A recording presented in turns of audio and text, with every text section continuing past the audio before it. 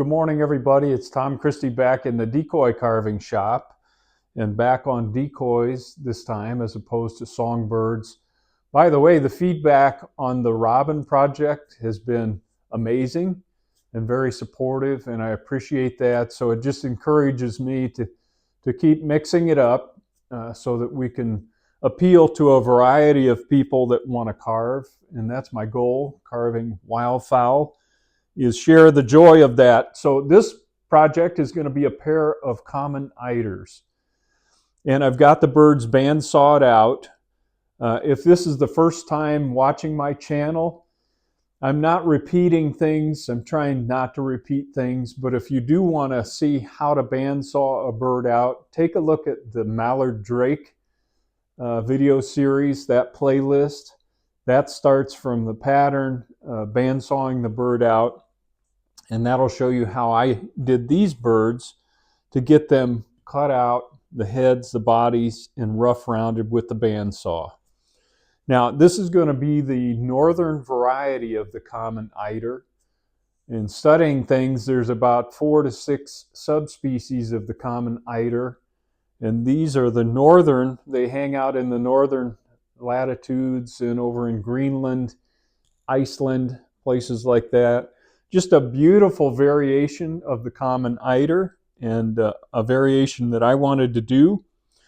I'll try not to duplicate too much as we carve the hen and the drake, but there are some very unique differences between the hen and the drake, particularly in the head and some of the body structure that I'll try to point out as we go along.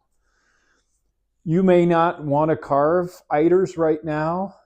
I used to think, I'm not that interested in eiders until I carved my first eider.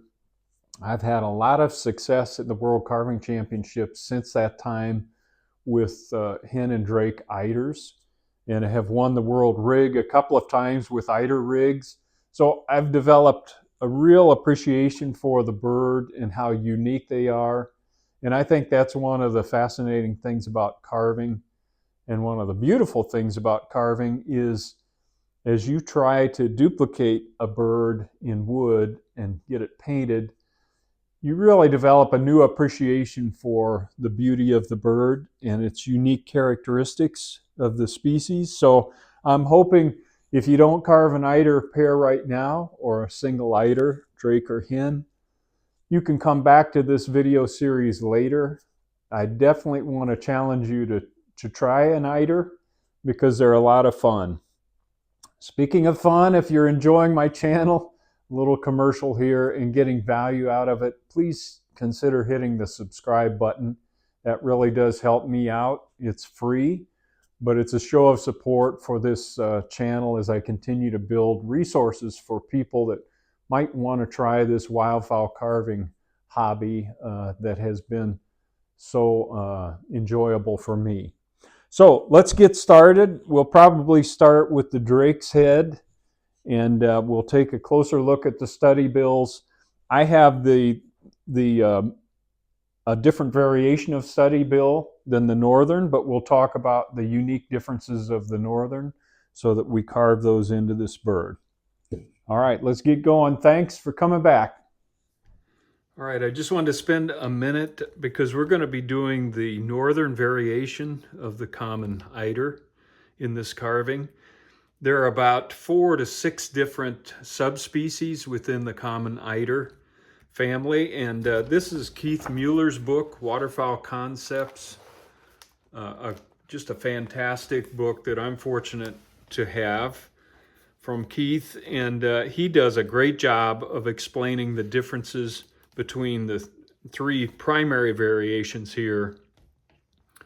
I'll probably get these names wrong, but the scientific name is Somateria mellissima dressari, and that's the common version we see in North America with the larger lobe that comes close to the eye here.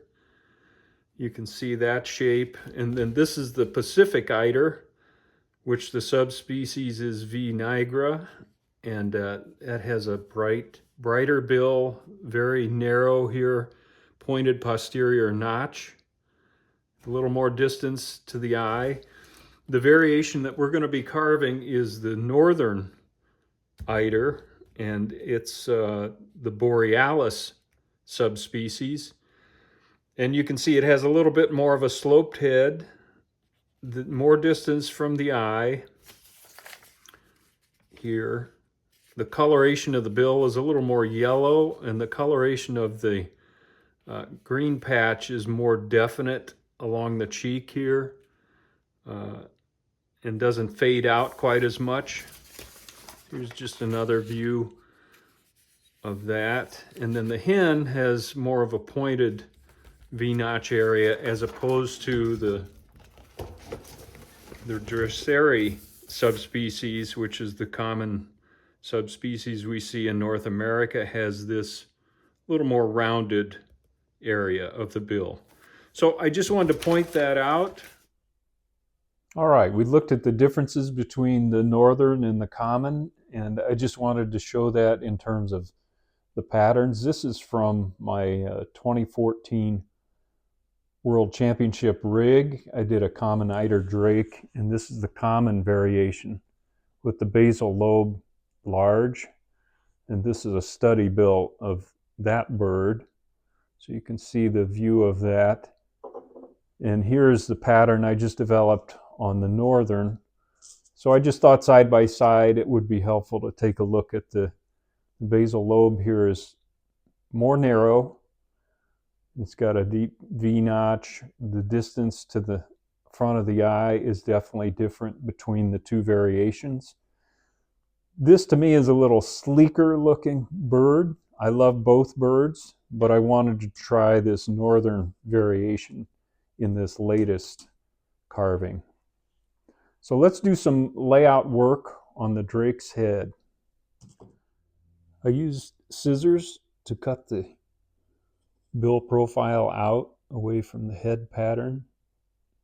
And even though we're in the flat here, and these will only help so much, I want to start with knowing where all of these key points are: here, here, here, and coming off the V-notch up in front. So I'll do that on both sides. The other reason I wanted to pencil that on is it gives me a guideline on where the feathers, how far towards the tip of the bill they come up from the top-down profile. So I've transferred that onto my top-down profile. So if I didn't do that, there's a tendency I could cut a lot of material out and start back here and end up with not enough material here to form this nice rounded cheek area. So instead, I'm going to come up here, and I've got Pat Godden's book here. This is the Drosera, the common version of the common eider, but the structure is going to be very similar between the birds. And I wanted to mention that as well. I can use a lot of this detail on particularly the front of the bill here on this common version for the Northern, and just make some slight variations in the opening, the size, but the salt groove here and all of these details I can use on this Northern variation. So back to the top-down profile. That gives me a guideline to pull from here and go back. You can see in Pat's pattern that actually comes in to the bill from the top down. It doesn't start out here, but I'm going to start with enough material, and then I can carve away what I don't need. And then in the back, the head is very much kind of blocky in back, so it doesn't narrow up a lot. So I'm just going to give myself a kind of a nice round profile in the back of the head there. Just another layout reference point. I put a vertical on the eye position here and transpose that across the top of the head, and I'm looking at Pat's pattern, and the head really starts to widen out after the eyes from the vertical position, roughly. I mean, these are all rough guidelines, and it's about 1 7/8 inches wide. So I'm going to give myself a guideline here and probably narrow that up a bit and then flare it out from the eye on back. So just a quick reference, this is that 1 7/8 dimension at the eye location and then flared out from there. So you can see the head is very V-shaped and elongated from the top down, and again that rounded back. So another quick layout detail, I put the shape of the bill on the bottom, so as I cut this out I can make sure I don't undercut the bill or overcut it. And then I put the shape of the neck on here. This from the front is going to neck down a bit in this head raised position. So it's not real high head, but kind of just a relaxed position. It'll neck down a little bit. So as I'm cutting out, I just want to make sure I don't cut away any of the neck that I need. I'm going to use the coping saw to cut the bill profile.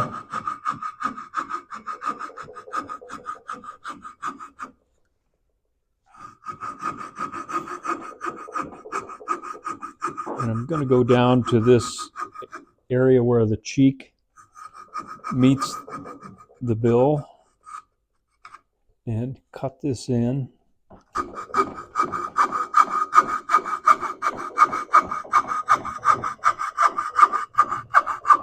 You'd go carefully so I don't gouge the side of the bill here. But if you've seen my other videos, I like to do that to assure myself that I don't lose this point. And so that establishes that point. Now I can go ahead and cut the rest of this from that point back.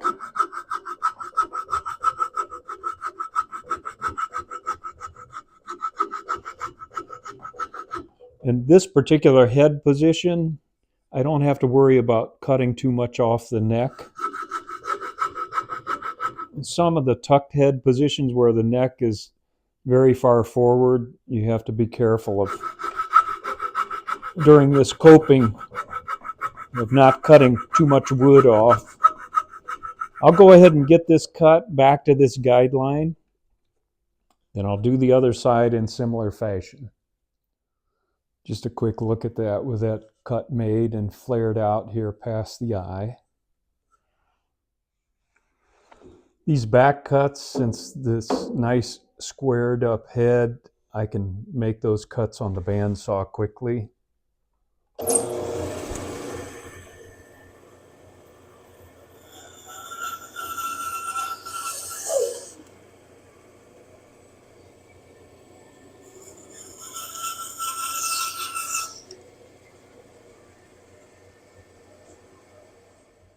Doing the layout work on the hen, and just a couple of differences here.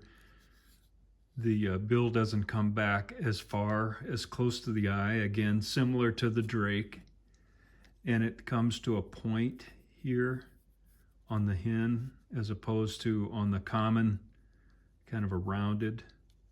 So subtle change, about the same here. So I did the layout work here in similar fashion.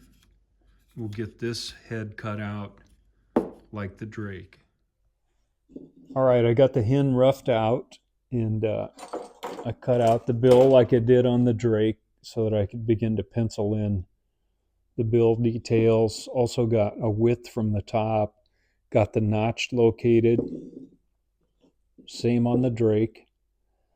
Got a width here at the top as it flares out. Got the crown width of 2 inches, so I penciled that in as it leads into that notch area. Then from the side, the cheeks are relatively high, so we're going to want to take wood out of this area to narrow the crown down a bit. But one very unique feature of eiders is this ridge of feathers along the side of the cheek here, and that's unique to that species. And I've got a reference head here. This is actually an E. Allen decoy. Lou Tisch sells these at a company called Lock, Stock, and Barrel. This was carved by Keith Mueller, and I've had this for a long time, but you just can't beat this type of thing for three-dimensional reference. But if you can see from the top, this wedge shape goes all the way back to that ridge of feathers. So as we're carving, I want to carve that ridge of feathers in because it's a very unique characteristic, as we've talked about. So I'm going to get those positioned, and I'm just sketching them in for discussion purposes. But I'll get those located in the right position, because as I'm carving, I'm going to want to carve up to that and leave this the highest point and create a little ridge of feathers in that area. And they tuck back into the rear feather. So there'll be green in front of that, green behind it, and then this nice dark black cap on top. So I'll get those located with my reference dimensions from the pattern. I could just do that quickly. I could just go from, for instance, from this point, since I don't have the bill on there, get rid of that.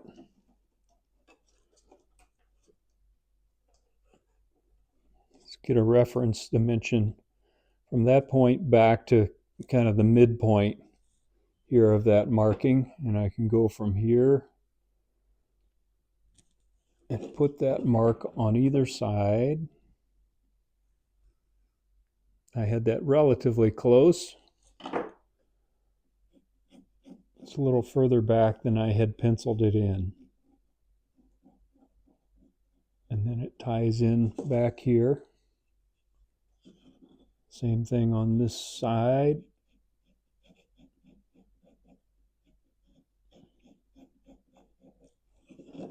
Ties in back here. So I'm going to keep those in mind as I carve.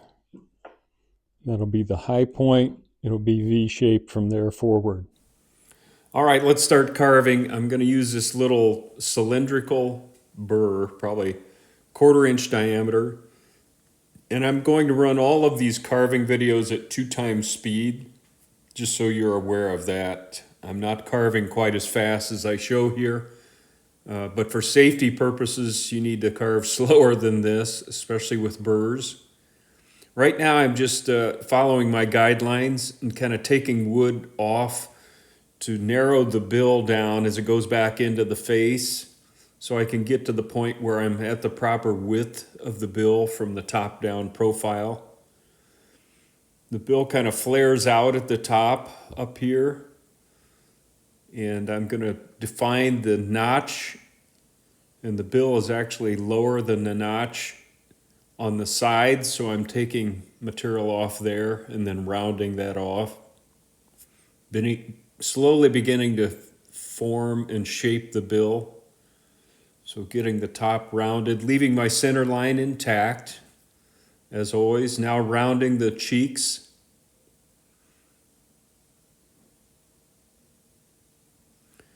I go at this pretty slow because I'm not that familiar with I don't carve many eiders, and they're so unique. I go at this a little bit at a time.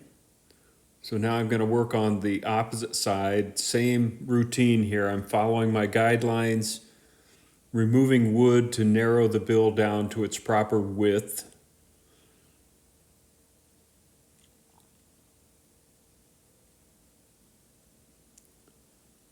And blending that into that raised notch area on top. We'll worry about carving the bill details later. I just want to get the head roughed out in this video series.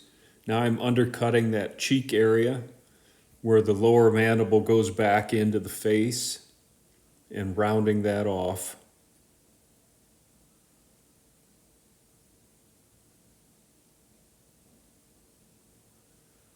I'm just making sure I've got those the points at the top of the notch there back into the face at the proper depth. And then I can start to remove wood around the area.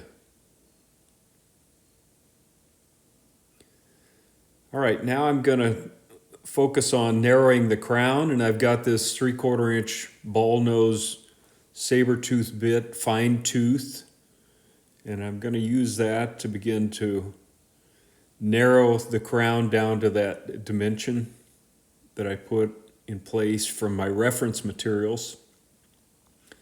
And the ball nose is nice in this regard because you can use the kind of the end of the ball to feather things in like I'm doing here. And you just can't go at this too fast. Even though you've got power grinding equipment, there's still grain in Tupelo. So especially in an area like this where you're going to be grinding against the grain, you have to go slow and not try to dig out too much wood at one time. You can see I'm following that guideline on the side of the head that we talked about earlier. And I want to keep that the high point of the entire side of the cheek.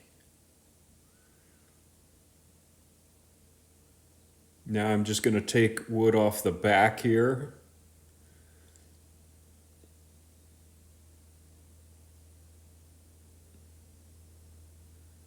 And there's a little bit of an indentation that goes back, this black cap that's on top of the head kind of goes back to the center line back here. So a little bit of a groove there defining that area. I'm just going up to that area. There's that little groove I was talking about earlier. Now I'm going to round the cheek up to the eye. And I mentioned before when we were doing the layout work, the cheeks are pretty high on an eider. Now I'm using the ball nose of that bit to go up against that side marking. It's really a junction point where the feathers from the face that go back towards the back meet up with the feathers that are going in more of a downward direction to form the crest of the bird. Now I'm going to carefully remove material down here and begin to form the neck.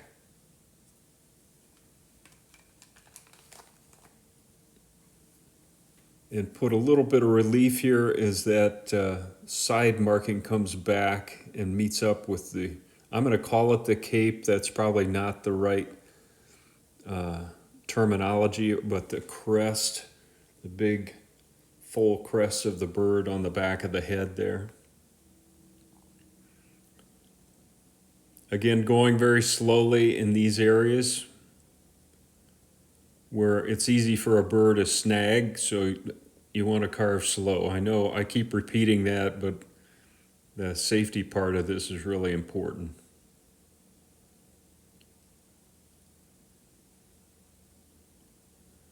Now I'm just making sure the neck is nice and round, and I'm meeting my guidelines on the bottom here.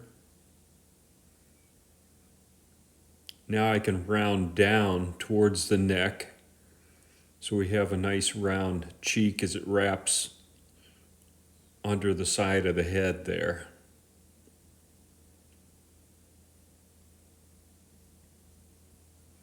You can see that little ridge that has started to form, and that's going to be a critical characteristic of this bird that I don't want you to lose in the process of grinding.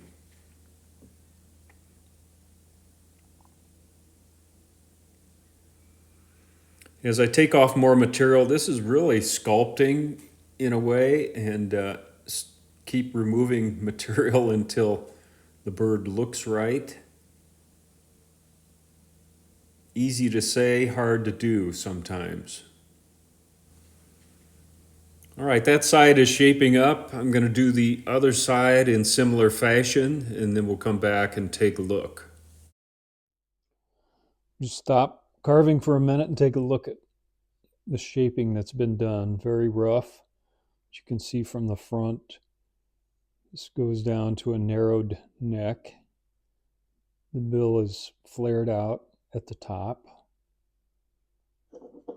similar to this one, but smaller in the lobes.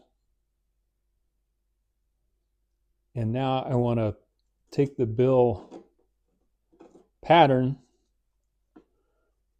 put it on here and make sure it's positioned correctly. And then define how far these lobes come back, and also the lower mandible, where it comes into the face. So that gives us a guideline. We're going to undercut this area more and form a V under here.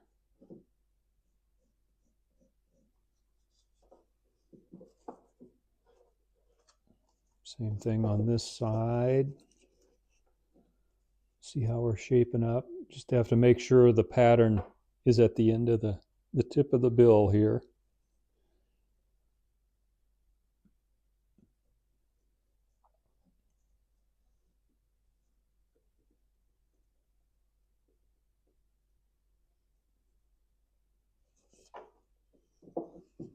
Okay, so we'll do a little bit more carving, defining these lobes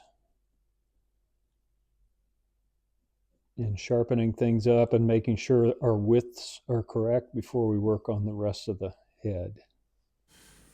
Okay, I'm at 2 times speed again, and I'm back to the 1/4 inch burr, and I'm undercutting this area of the lower mandible as it goes into the face so that we can form a little V shape underneath the bill.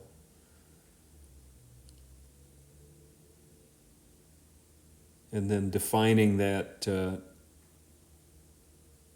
area a little better.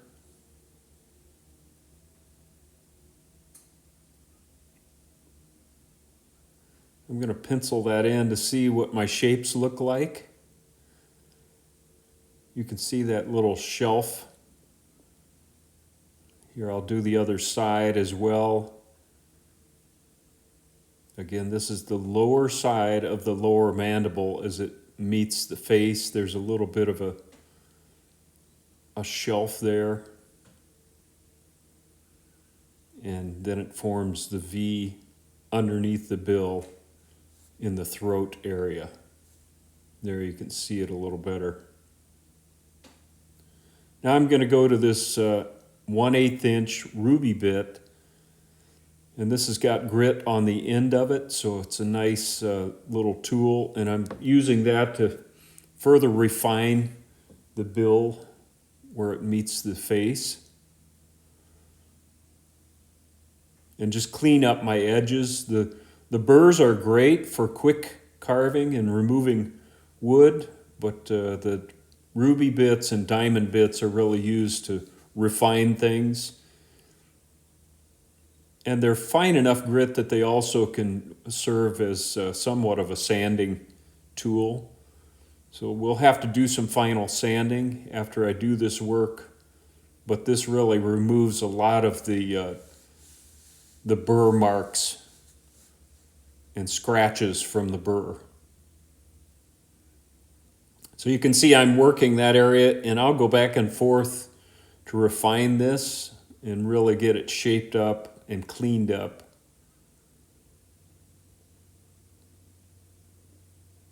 Now I want to pencil that in again to give myself a better visual of how things are shaping up and what the symmetry looks like from the front and each side.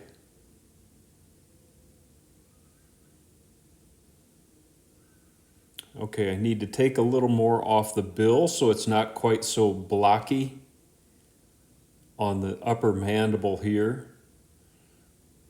And I'm going to say it again. I'm going to leave my center line intact there so I don't lose my pattern. Now do a little bit of rounding of that notch area. So that's looking pretty good. Just a little more cleanup.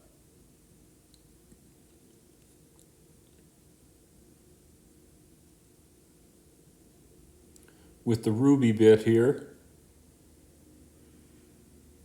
Okay, now I want to work on the eye width. So I've got a caliper measurement, and I don't have to dig in much here, but I'm going to use this little bullet-shaped ruby bit and cut a little bit of a groove for the eye channel here.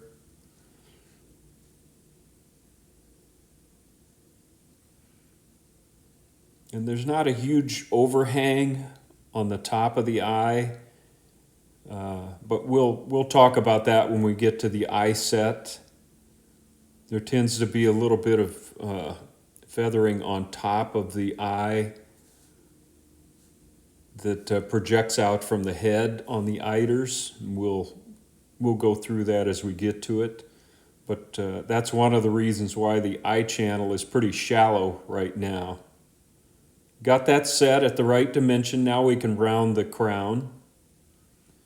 I'll go back to my round nose 3/4 inch saber-tooth burr.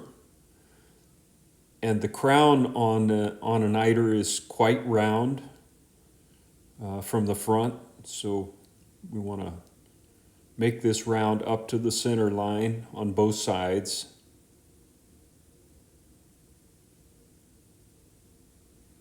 And get a nice profile from the front. We don't want a Frankenstein look at all to this eider. No square heads here.